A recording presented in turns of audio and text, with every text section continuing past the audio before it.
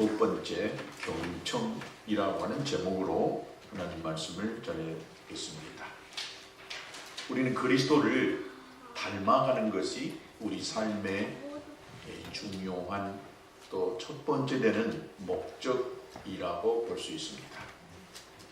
그러기 위해서 우리가 끊임없이 예수님은 어떻게 삶을 살아셨는지, 그리고 그 삶을 나는 조금이라도 본받아서 내 모습 속에서 예수님의 모습이 나오고 예수님의 그 향기가 드러날 수 있다라고 한다면 우리 자신을 쳐서 복종시키고 또 내 모습에 악한 것들을 깨뜨려 부수면서 또 부족하고 연약한 것들은 주님의 말씀으로 채워서 그리스도를 닮아가는, 그리스도의 장성한 분량에 이르기까지 나아가는 저와 여러분 되시기를 주의 이름으로 축복합니다. 우리 얼굴을 보면 눈은 2개입니다. 그리고 입은 하나고 코 구멍도 2개고 귀도 양쪽에 2개가 있습니다. 근데 입이 왜 하나일까? 입도 밑에 있고 위에 하나 있다라고 한다면 목구멍으로 물 마시는 구멍, 또 음식을 먹는 구멍, 또 말하는 이 입이 다 다를 수 있는데, 입은 하나인데 이 입으로 물도 마시고 음식도 먹고 또 말도 합니다. 왜 하나님께서 입은 하나, 나머지는 2개씩 이렇게 만드셨을까? 입이 굉장히 중요하죠. 귀도 중요하고 눈도 중요하고 우리 몸의 신체 어느 것 하나 중요하지 않는 것 없습니다. 근데 입을 하나만 만드신 이유가 있다라고 한다면 제 생각입니다. 입으로 음식을 먹고 말을 하는데 말은 좀 적게 하고 듣는 것은 양쪽 귀로 많이 들어라 라고 하는 뜻이 아닐까 생각을 해봅니다. 중국의 공자가 나이 60을 가리켜서 이순이다 라고 이렇게 이야기를 했습니다. 이순이라는 뜻을 보면 앞에 PPT에 보면 이 한문으로 보면은 귀 이자 그 다음에 이 순할 순자를 써서 이순이다 라고 이렇게 이야기했습니다. 저도 왜 이순이라고 했을까 라고 이렇게 좀 여러 가지를 찾아봤습니다. 귀가 순화해진다라고 하는 뜻이거든요. 왜 60에 귀가 순하다라고 공자가 말을 했을까? 여러 가지 해석들이 많이 있더라고요. 60이 되면 귀에 들리는 모든 소리들을 잘 이해를 한답니다. 살아온 경륜이 있다 보니까 사람이 어떤 말을 하면 그 말이 무슨 의미를 가지고 하고 있는지 그 말을 잘 듣는다는 것입니다. 공자가 60이 되어서야 이 남의 말을 부담 없이 들을 수 있었던 것 같습니다. 그래서 나이 60을 가리켜서 이순이다 라고 이야기했습니다. 제가 어제 저하고 친한 목사님들과 또 교수님과 같이 항상 토요일 아침을 같이 먹거든요. 제가 이야기를 했어요. 제가 설교를 준비하다 보니까 나이 60을 이순이라고 했대요. 그래서 이렇게 이야기했더니 어떤 분이 그렇게 이야기를 하는 거예요. 이건 진리가 아닙니다. 나이 드신 분일수록 남의 말을 잘 안 듣는다. 그러니까 아마 공자가 역설적으로 잘 들어라 라고 해서 이순이라고 했다고 그렇게 이야기하더라고요. 이건 전혀 사전이나 인터넷상에 없는 이야기인데 가만히 돌아다 보니까 그것도 꼭 틀린 말은 아닌 것 같아요. 그래서 남의 말을 잘 듣는다는 것이요, 쉬운 것 같아도 매우 어렵습니다. 경험이 많고 지식이 많은 사람일수록 남의 말을 듣고 받아들인다는 것이 굉장히 쉽지만은 않는다라고 하는 것을 아마 우리 모두가 알아가고 있을 것 같습니다. 캘리포니아 대학의 이 엘버트 메라비안이라고 하는 교수가 사람을 만났을 때에 상대방에게 영향을 주는 요소를 연구했습니다. 무엇이 상대방에게 영향을 줄까라고 이렇게 했는데, 상대방을 만나면 의사소통을 하잖아요. 근데 이 의사소통을 할 때에 비언어적인 요소들이 말하는 그 말보다도 훨씬 더 효과적이라고 하는 결론을 내렸다는 것입니다. 서로 사람이 대화를 할 때에 사람들을 관찰하고 또 상대방에게 내용을 이해시키는 데 있어 가지고 목소리는 이 목소리라고 할 때에 말하는 억양, 톤 이런 것들을 이야기하는데, 똑같은 말도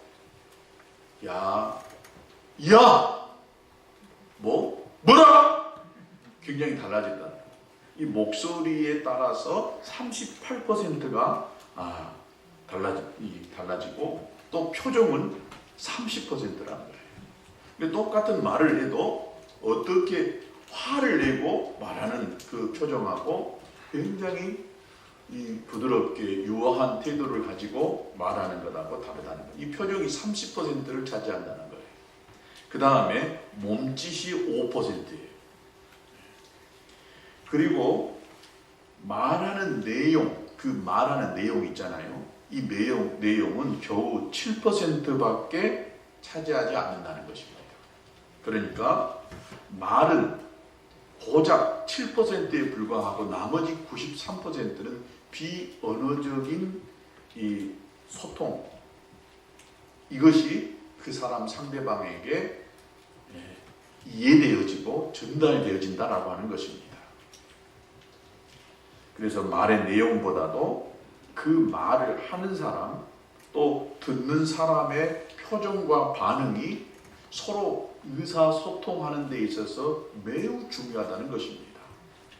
나는 중요한 말을 막 열심히 하고 있어요. 근데 그 사람이 딴청을 부리고 있어요. 전혀 듣지는 않는 것 같아요. 우리가 알잖아요. 대화를 하다 보면 눈을 보면 저 사람이 지금 눈은 나를 보고 있는데 마음은 다른데, 생각은 다른데 가 있는 이런 사람들이 있잖아요. 그러니까 말하는 그 사람의 이 여러 가지 행동이나 제스처 또 톤 이런 것도 중요하지만 듣는 그 사람이 어떻게 듣느냐에 따라서 원활한 의사소통이 될 수도 있고 안 될 수도 있다는 거예요. 말을 하다 보면 어떤 사람이 안 들어요. 그러면 말하고 싶겠어요? 말하고 싶지 않아요. 그래서 꼭 하고 싶은 말을 안 해본다는 거예요. 전달해야 될 중요한 내용을 저 사람이 잘 안 듣고 있다라고 생각한다면 안 해버린다는 거예요. 이것은 저는 이제 말하는 사람이기 때문에, 또 여러분들은 또 설교를 들을 때 듣는 입장이잖아요. 말하는 이 사람, 저의 이 스킬, 기술도 매우 중요합니다. 그런데 이보다 더 중요한 것이 뭐냐? 듣는 사람들의 이 반응이 말하는 이 말을 결정해버린다는 거예요. 오늘은 내가 보니까요, 여러분들 눈동자가 다 살아있어요. 경청이라 그런지. 근데 전부 머리를 땅에 숙이고 있고 또 눈은 감아있고 떨어져 있고 이런다면은 앞에서 제가 이 말을 하긴 하지만 속으로 저 사람 왜 고개를 쳐박고 있을까? 저 사람 왜 지금 핸드폰을 보고 있을까? 저 사람 왜 옆 사람하고 이야기할까? 막 이런 생각이 들어버리거든요. 근데 말을 할 때 여러분들이 아이 컨택을 하는 거예요. 저와 눈과 눈이 마주치고 여러분의 이 입이 반응한다. 설교하면 아멘 아멘 아멘 이렇게 하면은요, 이 말하는 제 말을 통해서 하나님의 은혜가 임하지만은 듣는 여러분이 제가 하나를 이야기하면 둘 셋을 탁 들어버려요. 이게 굉장한 것 같습니다. 예수님께서 참 경청을 잘 하시는 분이셨어요. 그래서 요한복음 7장 16절에 보면 내 교훈은 내 것이 아니요 나를 보내신 이의 것이다 라고 그렇게 이야기를 했습니다. 예수님이 가르치는 그 모든 말씀은 예수님으로부터 온 것이 아니라 하늘 아버지께로부터 왔다는 거예요. 그러면 예수님이 하나님의 말씀을 제자들에게 또 이스라엘 백성들에게 가르치려고 했다고 한다면 어떻게 해야 되냐? 하나님의 말씀을 잘 들어야만 했던 것입니다.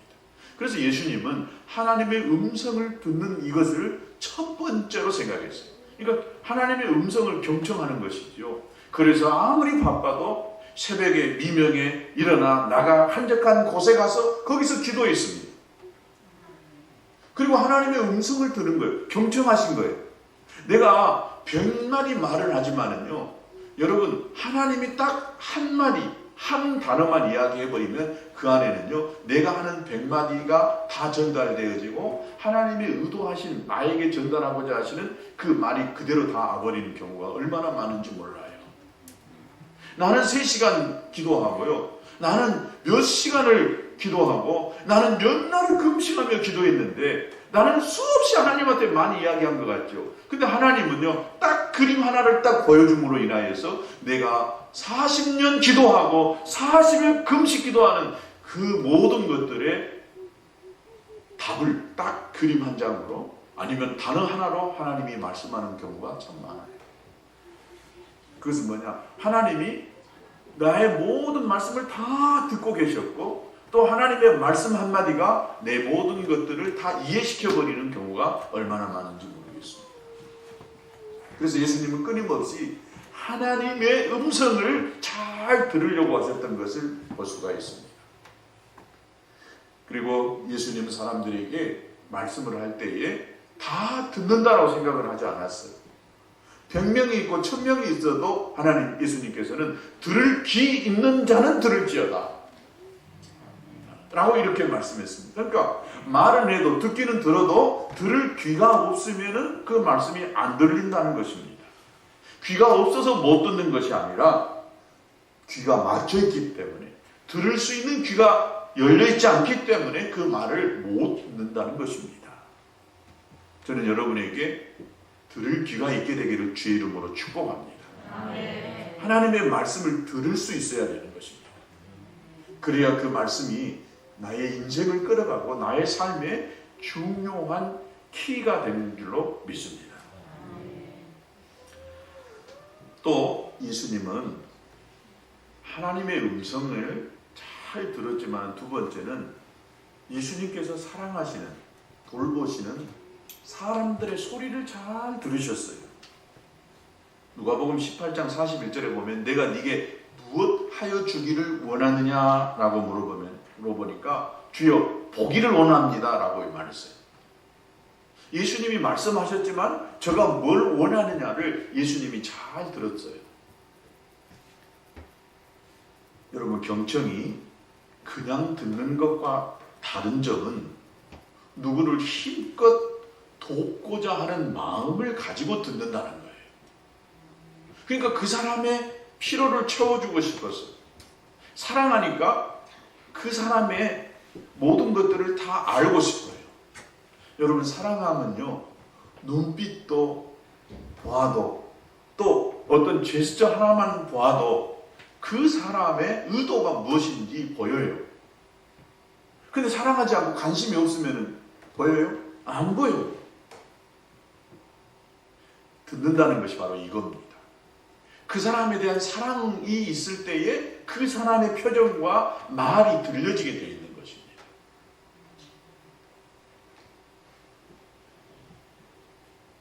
예수님의 경청은 그 사람을 사랑하고 불쌍히 여기는 마음의 표현이었습니다.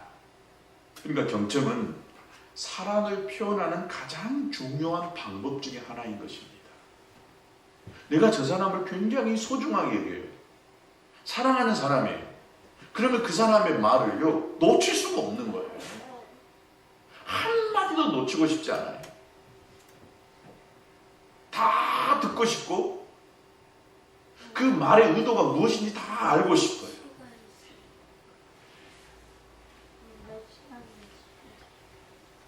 저희 첫사랑의 여학생이 있었습니다. 이 여학생으로부터 편지 한 장을 받았어요. 여러분, 제가 이야기해봐요. 시집을 한 권 받았어요. 그 여학생이 옛날에는 우리 때는 막 편지를 많이 쓰고 그 시집 같은 것을 써놨어요. 시집 한 권을 저한테 선물을 해줬어요. 고등학교 때. 근데 고등학교 1학년 때 그 여학생으로부터 시집 한 권을 받았을 때 제 마음이 어떻겠습니까? 아내한테 좀 미안하긴 하지만 그때부터 저는 그 시집을 아주 막 읽고 또 읽고 또 이건 왜 이렇게 썼지? 왜 이렇게 표현을 했을까? 제가 그때만큼 성경을 그렇게 그냥 관찰하고 하나님이 왜 이런 말씀을 이렇게 표현했을까 한다면 대단한 사람이 됐을 것 같아요. 내가 주님을 사랑하면 주님의 말씀이 사랑스러운 거예요. 믿으십니까? 하나님이 기록해 계신 이 말씀이요. 왜 하나님 이때 이렇게 표현했지? 왜 하나님이 너희 눈은 봄으로 너희 귀는 들음으로 복이 있다고 했을까? 보고 듣는 것이 복이 있다고 했을까? 많이 묵상하는 거예요. 나는 사랑하니까.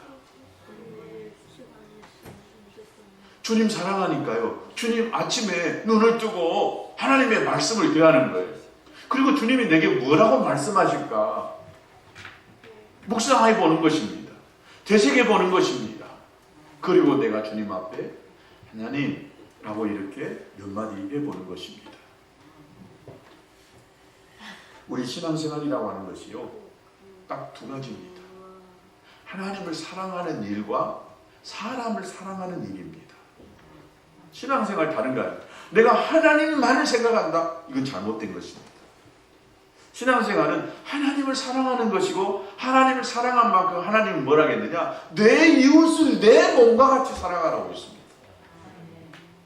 그러니까 신앙생활 잘한다는 것은 이웃을 내 몸처럼 사랑한다는 거예요. 여러분, 사랑이 바로 이렇게 다른 사람의 말을 잘 들어주는 거예요. 오늘 이 말씀이 여러분의 삶을 바꿀 수 있게 되기를 축복합니다. 이렇게 해본다면 여러분의 인생에 기쁨이 생기고 행복이 생기게 되는 줄로 믿습니다. 우리 예수님이 귀는 들음으로 복이 있다.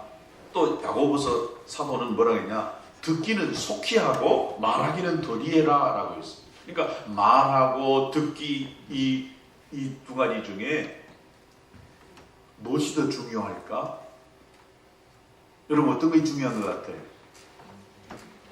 오늘 말씀이 경청인 거 겪는 것이 더 중요하겠죠. 말하기 더 중요하고 듣는 것도 중요하지만 둘 중에 하나를 택해본다라고 한다면 여러분, 말하는 것보다도 듣는 것이 훨씬 더 중요합니다. 듣기는 속히 하라고 했어요. 듣는 것은 진짜 귀가 두 개 쫑긋 세워서 이야기하고 말하는 것은 안 해도 돼요. 어쩌면 굳이 내가 말을 다 안 해도요, 상대방의 말을 잘 듣기만 해도 충분한 의사소통을 할 수가 있고 원활한 관계를 맺어갈 수 있는 줄로 믿습니다. 우리 때는, 제가 어릴 때는 웅변 대회가 있었습니다. 말하는 이 대회가 있었죠. 그래서 웅변을 잘하도록 학원도 보내고, 그러니까 말하는 것이, 말 잘하는 사람이 성공할 수 있었고 말 잘하는 사람이 인정받는 시대였습니다. 근데 지금은요, 여러분, 웅변 학원이 별로 없어요. 오히려 성공한 사람들을 만들어내기 위해서 경청하는 세미나를 많이 개최하고 있는 것을 봅니다.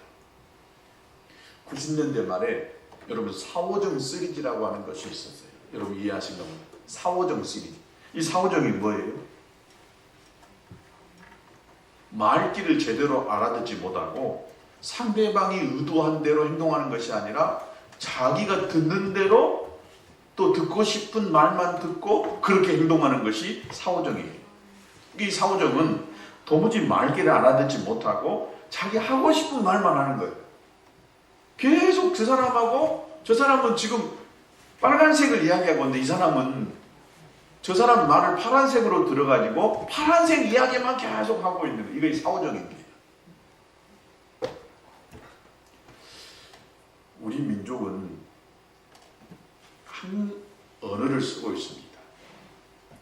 한 언어를 쓰고 있어요. 그런데 참 의사소통이 잘 안 되는 이 경우가 왜 있을까? 말은 하나인데 왜 의사소통이 잘 안 되일까? 여러 가지 이유가 있겠지만은 그 중에 하나가 우리나라 근현대사를 보면 일제에 의해서 아주 지배당하는 그 36년의 그 시대가 굉장한 영향을 미쳤어요. 일제 문화는 지배 문화입니다. 또 얼마 안 있다가 군사 정권이 우리나라의 이 초기 이 나라를 지금까지 다스려 왔어요. 그러다 보니까 군대라고 하는 문화는 명령과 복종에 따라 움직여져가는 사회잖아요. 그러니까 부하들의 말을 들어서 위에 그 부대장이 또 상관이 움직여가는 것이 아니라 일방적으로 위에 사람이 상사가 명령해서 그 명령에 따라 부대가 움직여가는 것이 군대 문화입니다. 근데 우리나라 지도자가 이 군인이었다 보니까 항상 일방적이었어요. 명령에 의해서 막 움직여져가는 이런 시대가 우리나라 전 근대사의 역사였습니다. 또 우리나라 사람들은 말하는 사람은 항상 힘 있는 자가, 가진 자가 말을 하는 사람이었어요. 그리고 힘없는 자는 항상 말을 듣는 입장에 서 있었어요. 그렇죠? 위에 올라갈수록 힘이 있을수록 발언권이 세집니다. 또 명령하고 훈계할 수 있고 또 마음껏 비판할 수 있었다라고 사람들은 생각을 하고 있습니다. 그러니까 말도 안 되는 말이지만 그 사람이 힘이 있고 가진 것이 있기 때문에 그 사람 말대로 우리는 따라야 되고 움직일 수밖에 없는 것이 우리나라 전 근대사의 역사였다라고 볼 수가 있습니다. 그런데 지금은 많이 바뀌었습니다. 이제는 윗사람이나 가진 자들만 말하는 시대가 아닙니다. 오히려 약자가, 덜 가진 자가 자기 의사표현을 얼마든지 여러 방법을 통해서 할 수 있는 이 시대가 지금 시대라고 볼 수가 있습니다. 그래서 인터넷이나 이 SNS를 통해서 옛날에는 전혀 감히 그 힘 있는 자의, 가진 자의, 권력자의 부정과 비리, 또 비인격적이고 비도덕적인 이런 것들을 말할 수도 없었는데 지금은 인터넷 하나 딱 올려버리면 또 오래전에 유명 연예인이나 스타들이 저기 어렸을 때 학생 때 일어났던 그 폭력 이런 사건들이 지금 10여 년 이상 20년 지났어도 이런 것들이 드러나서 그 사람들이 굉장한 타격을 입는 경우를 봅니다. 그러니까 아랫사람이라고 무조건 자기 의사표현을 못하는 것이 아니라 얼마든지 의사표현을 할 수 있는 이런 시대 속에 우리가 살고 있는 것을 볼 수가 있습니다. 문제는 사람들이 모두 다 자기 말만 하려고 한다는 거예요. 누구 말을 들으려고 하지 않고 자기 하고 싶은 말은 하고 싶어 하는 것이 지금 이 시대의 사람들의 모습입니다. 현대의 가장 무서운 병이 암이라고 하잖아요. 근데 이 암이라고 하는 이 말을 한자로 보면 입구가 3개 있고 그 아래에 아래산이 있어요. 입이 3개인데 그 밑에 산이 입을 딱 막고 있어요. 그러니까 입이 3개라고 하는 것은 할 말이 많다는 거예요. 근데 산이 누르고 있으니까 할 말을 못하는 거예요. 그래서 암이 우리 몸속에 있는 세포의 돌연변이로 인하여서 생긴 그런 병이지만 우라병이라고 많이 이야기하잖아요. 스트레스로 암이 가장 많이 생긴다라고 이야기합니다. 그러니까 말하고 싶은 것을 충분히 말을 하고 살면 병이 안 생기는데 말하고 싶은 것을 충분히 말을 못하고 살면 그것이 병이 된다는 거예요. 우리 사회가 사오정들로 가득 차 있다라고 볼 수가 있습니다.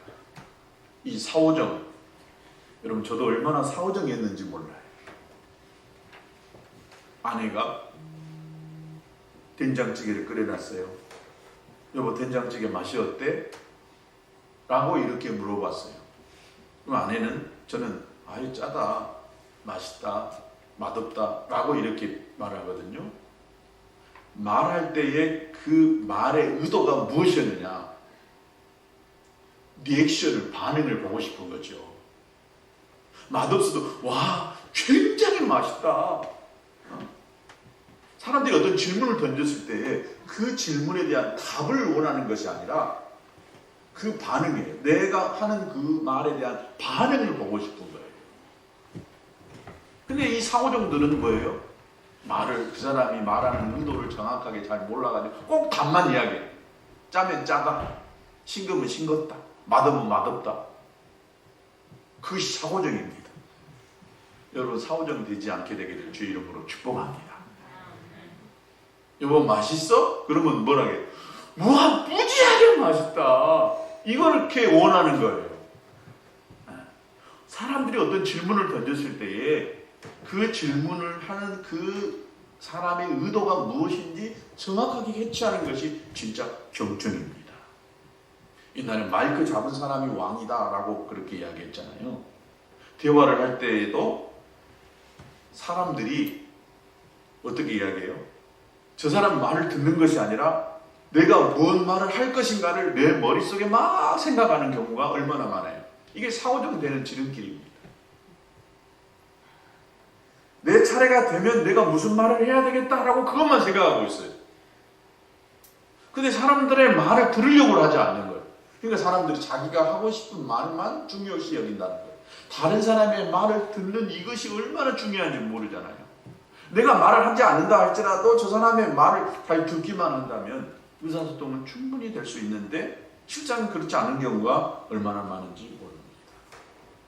말하는 사람 쪽에서는 듣는 사람을 사로잡기 위해서 여러 가지 막 기술을 동원합니다.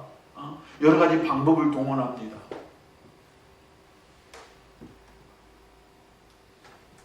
듣는 사람이 원치 않으면 아무 소용이 없어요. 별것을 다 준비하고 기술을 동원해도 여러분이 눈을 감고 자버리면 이 설교는 하나도 은혜가 안 됩니다.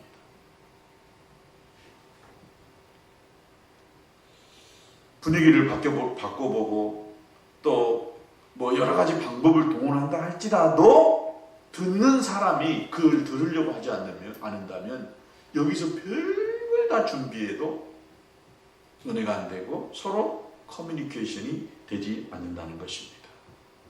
그래서요, 듣는 것이 말하는 것보다 훨씬 더 중요합니다. 여러분, 들으면 얼마나 큰 유익과 축복이 있는지 제가 그것만 간단하게 말씀드리고 마칠게요. 세 가지만 말씀을 드릴게요. 경청을 잘할 때에 우리에게 주는 유익과 축복. 첫 번째, 경청을 하면 사람의 마음을 얻습니다. 왜 경청하면 사람의 마음을 얻을 수 있을까요? 어린이들도요, 어른들이 이래라 저래라 이렇게 명령하거나 요구하는 것 절대 좋아하지 않습니다. 싫어합니다. 하물며 어른들이, 다 큰 사람들이 이렇게 해라 저렇게 해라 이런 거 좋아할 사람이 아무도 없어요. 어른이나 아이 할 것 없이 좋아하는 사람은 어떤 말인 줄 알아요? 자기 말을 잘 들어주는 사람이에요. 우리 예준이하고 예순이가 교회에 오면 사모님한테 막 달려가요. 왜인 줄 아세요? 자기 하고 싶은 말을 하고 싶은 거예요. 근데 사모님은 말을 잘 들어줘요. 여러분 이해 잘 생각 한번 들어보세요. 사람들이 나한테 가까이 오는 사람이 어떤 사람이냐? 나한테 말을 많이 한 사람은 잘 알아요. 내가 저 사람의 말을 잘 들어주면 그 사람이 내 가까이에 옵니다. 저 사람은 내가 뭔 말해도 다 들어줄 수 있다고 생각하거든요. 지금 그 사람한테 가까이 가는 거예요. 그런데 저 사람은 내가 뭔 말해도 잘 안 듣더라. 자기가 하고 싶은 말만 신나게 하더라. 제가 가끔 사람들을 상담하고 기도를 해줄 때가 있어요. 뭐 상담학을 통해서 배우기도 했지만 경험을 통해서 하다 보면은 어떤 사람이 계속해서 저한테 많이 상담을 받고 기도를 받은지 아나요? 보면은 저는 가만히 잘 들어줘요. 1시간이고요. 그 사람 하고 싶은 말을 다 이렇게 하도록 가만히 이렇게 들어주다 보면은, 그리고 나한테 물어봐요. 목사님 어떻게 했으면 좋겠어요? 이미 답을 다 가지고 오면서 나한테 어떻게 했으면 좋겠냐라고 이렇게 물어보거든요. 한 30분 신나게 이야기해요. 그래놓고 목사님 뭐가 더 좋은 것 같아요? 그러면 저는 뭐가 더 좋을 것 같습니까? 라고 이렇게 물어봐요. 그러면 꼭 자기가 좋아하는 것이 있어요. 그럼 나한테 올 필요가 없거든요. 확인하고 싶은 거예요. 자기 말하는 것을, 자기가 하고 싶은 것을 확인하고 싶어 하는 거예요. 근데 그 사람은 자주 와요. 근데 내가 어제도 어떤 분을 만났지만, 역전에서 어떤 분을 만났지만, 그분은요, 나를 딱 찾아와요. 아니면 또 나한테 전화해. 목사님! 하면서, 예, 세계적인 이 목사님! 하면서, 한 10분간 자기 이야기 신나게 해요. 네네네네. 예, 목사님 끊습니다. 하고 뚝 끊어버려요. 나하고 만났을 때도 자기 하고 싶은 말을 쫙 하는 거예요. 어제도 여김없이 그러시더라고요. 부인은 어디 고등학교 선생님이셨어요. 근데 그 양반은 자기 하고 싶은 말 나한테 쫙 이야기하고, 목사님 안녕히 가세요. 그래서 저는 그 사람 만나기 싫어요. 그 사람한테 전화 오면 제가 받기도 싫어요. 그래서 한때는요, 전화 오면 제가 딱 끊어버렸어요. 내가 원하는 말을 하는 것도 아니고 자기 하고 싶은 말을 신나게 해놓고 딱 끊어버리고. 근데 우리 성도라면 그렇게 다 들어주죠. 그건 우리 성도도 아니거든. 사람의 말을 다 들어주면 사람의 마음을 얻습니다. 두 번째는, 경청을 잘하면 주어지는 유익과 축복이 있는데 관계가 회복이 되어집니다. 여러분, 관계가 깨지는 중요한 요인 중에 하나가 바로 상대방의 이야기를 들으려고 하지 않고 자기 주장만 내세운다는 것입니다. 그래서 대부분 이 결혼 상담가들과 또 정신과 의사들이 허물어진 이 관계를 회복시키는 데 있어서 최고의 처방을 내리는데 그게 바로 경청하라고 하는 말이라는 것입니다. 그리고 관계를 유지하는 처방도 다른 것이 아니라 경청하라고 하는 말입니다. 결혼한 지 한 13년 된 부부가 결혼 생활에 이 파경에 이르렀어요. 그래서 이혼 소송을 하게 된 부부가 있었답니다. 근데 이 결혼을 하기 전에 이 카운셀러, 상담가를 찾아갔어요. 그래서 마지막 저 사람한테 우리가 부부가 같이 가서 한번 상담을 받아보고 나서 이혼을 하자. 그랬더니 이 카운셀러가 이 부부에게 딱 한 가지만 해보고 나서, 그리고 나서 이혼하라고 했다는 거예요. 그게 뭐냐? 앞으로 한 달 동안 무조건 상대방이 말하려고 할 때에 그 말을 그대로 다 들어주라는 것입니다. 중간에 말을 하고 싶은 말이 있죠. 변명하고 싶은 말이 있고, 절대 끼어들거나 끊지도 말고, 평가하지도 말고, 비난하지도 말고, 변명하지도 말고, 무조건 내가 이야기한다라고 한다면 그 사람이 1시간을 이야기해도 그대로 다 듣고만 있으라는 거예요. 그리고 한 달 지나고 한번 보자 라고 이야기했다는 거예요. 어떻게 되겠습니까? 두 사람은 속눈썹 치고 한 달 동안 서로의 말에 무조건 귀를 기울이기로 연습을 했어요. 근데 한 달 뒤에 일어난 이 두 사람의 변화가 엄청났습니다. 결혼한 지 13년 동안 부부 생활을 하면서 살아왔는데 서로가 원하는 것이 무엇이든지 몰랐다는 거예요.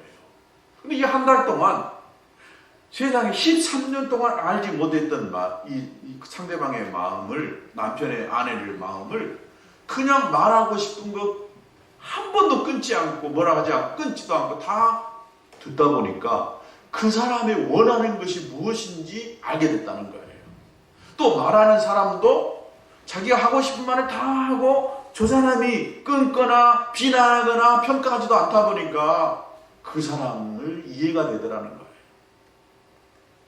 그리고 한 달이 지나서 이렇게 표현했답니다. 처음에는 무척 어색하고 때로는 짜증이 났다는 거예요. 상대방의 말을 딱 시작했을 때 들으려고 하니까 말도 안 되는 말을 계속 해대니까 들으려고 하니까 굉장히 짜증났다는 거예요. 하지만 억지로라도 들어주다 보니까 재미있는 변화가 생겼다는 거예요. 우선 서로에게 말을 할 때에 함부로 말을 하는 것이 아니라 상대방이 잘 들을 수 있도록 표현을 하더라는 거예요. 들어주는 사람을 또 존중을 하게 됐다는 거예요. 저 사람 내가 이 말하면 분명히 내 말꼬리를 자를 것이다, 끊을 것이다 라고 생각을 했는데 그렇지 않고 들어주니까 듣는 사람을 존중을 하게 됐다는 거예요. 그러다 보니까 호기심도 생기고 둘 다 대화의 재미를 발견했다는 거예요. 그래서 이혼하는 것을 안 하기로 했다는 거예요. 부부관계뿐만 아니라 시간이 없어서 제가 다 못하겠지만은 국가와 국가 간의 만남도 관계도요, 상대 국가의 의도를 잘 알기만 한다면 국가 간의 이 소송도 얼마든지 풀어질 수가 있다는 것입니다. 마지막 세 번째 이 축복은 성공하고 행복해진다는 것입니다. 이 경청의 위력에 대해서 많은 성공학자들, 리더십을 강의하는 사람들이 이야기합니다. 그래서 요즘 많은 대기업 회장들이요, 사람들을 모아놓고 자기가 하고 싶은 말을 전하는 것이 아니라 가만히 다 듣는다. 그러니까 성공한 사람들은 사람들의 말을 잘 들어준다는 것입니다. 언어의 마술사라고 하는 미국의 최고의 이 토크쇼 진행자가 이 오프라 윈프리라고 하는 여자가 있어요. 이 사람은 엄청난 미국에서 가장 영향력이 있는 여인 중에 한 사람입니다. 근데 이분이 인기를 끌고 성공할 수 있는 비결이 있었는데 사회자는 말을 많이 해야 된다고 생각하죠. 경청하는 걸 그렇게 잘한다는 거예요. 초대된 이 손님들이 하고 싶은 말을 다 할 수 있도록 잘 들어준다는 거예요. 리액션을 잘한다는, 반응을 잘한다는 거예요. 눈과 눈을 마주쳐주고 그 사람이 말을 잘 할 수 있도록, 계속 할 수 있도록, 또 속에 있는 말을 잘 끄집어낼 수 있도록 그렇게 리액션, 반응을 해주고 또 적절한 질문을 한마디씩 탁 던져서 감춰진 속에 있는 이야기까지도 다 드러내게 하는 이 탁월한 기술이 이 오프라 윈프리라고 하는 이 여인에게 있다는 것입니다. 그러다 보니까 손님들은 나와서 토크쇼에 나와서 하고 싶은 말을 다 할 뿐만 아니라 또 텔레비전을 보는 사람들의 마음도 굉장히 시원해진다는 거예요. 우리나라도 그런 이 진행자가 몇 사람이 있더라고요. 여러분, 성공하고 행복한 사람일수록, 다른 사람을 이 마음을 끌어당기는 사람일수록 경청을 잘하는 사람입니다.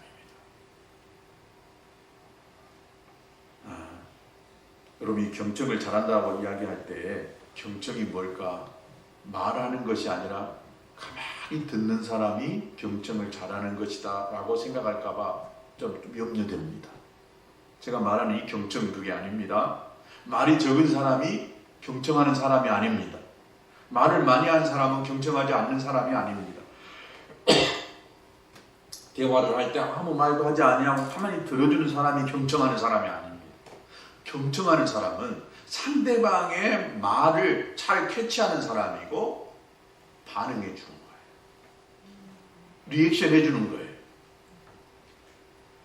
경쟁이라고 하는 것은 마치 이 라디오 주파수를 방송국이 원하는 100.5MHz 극동방송에 다 찾아서 딱 맞추듯이 경청은 바로 그 사람에게 말하는 사람에게 집중하는 거예요. 그 말을 참 뜻을, 의도를 알기 위해서 몸과 마음을 다하여 귀를 기울이는 태도가 경청입니다. 상대방을 존경하는 마음을 가지고 상대방의 말의 진위를 파악하고 또 상대방의 표정이나 몸의 태도까지 놓치지 않고 그것을 받아들이려고 하는 이것이 경청인 줄로 믿습니다. 여러분, 이 말하는 사람의 마음 상태를 알아주고 공감해 주는 것까지 나아가서 여러분들이 참 사람들과의 관계가 좋아지고